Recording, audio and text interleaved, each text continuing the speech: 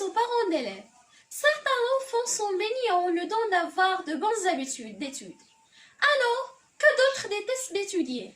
Cependant, il faut savoir que le fait d'aider un enfant qui n'a pas le goût des études est bénéfique. Pour les parents, l'apprenant en difficulté et l'enseignant.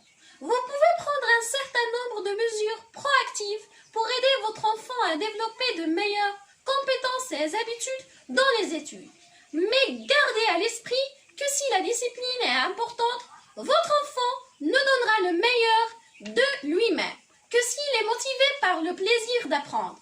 Dans cette vidéo, nous allons découvrir ensemble quelques démarches pour agir de façon concrète. Eh bien, on commence. Connaissez-vous un adulte qui n'a jamais vécu une phase de démotivation au cours de sa carrière? Probablement pas. Tout comme les grands, les petits connaissent des périodes plus ou moins enthousiastes. C'est tout à fait normal. En tant que parent, il faut donc être attentif, compréhensif, créatif et enfin stratège afin d'aider votre enfant à réussir à l'école. On s'est tous déjà fait dire. C'est important d'apprendre la trigonométrie, ça va te servir un jour. Ou tu dois étudier longtemps si tu veux avoir un bel avenir. Parlez positivement de l'école à votre enfant. Pour cela, encouragez votre enfant en lui parlant de vos expériences positives. Dites-lui que c'est Madame Telle qui vous a fait découvrir les joies de la lecture. Ou grâce à Monsieur Tel qui vous a enseigné la géographie en première secondaire. Vous êtes devenu passionné d'astronomie. Si vous racontez à votre enfant à quel point vous détestez l'école quand vous étiez jeune ou que critiquer sans cesse ses professeurs, il risque de faire sienne vos convictions. Établissez une routine de devoirs.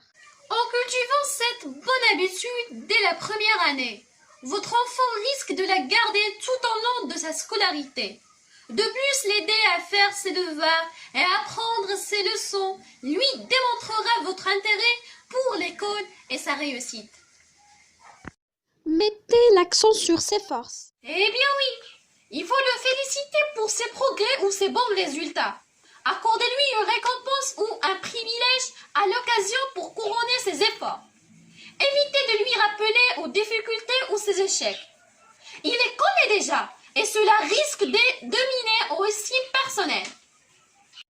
Évitez de le comparer. Là, il faut faire très attention. Rappelez-vous que chaque enfant apprend à son rythme et que rares sont ceux qui excellent de toutes les matières. Abstenez-vous donc le comparer à son frère, à sa sœur ou à ses camarades de classe. Valorisez l'apprentissage. Toutes les occasions sont bonnes pour apprendre. Vous allez au magasin? Faites un détour dans une librairie et dénichez un livre sur un sujet qui l'intéresse. Allez ensemble à la bibliothèque.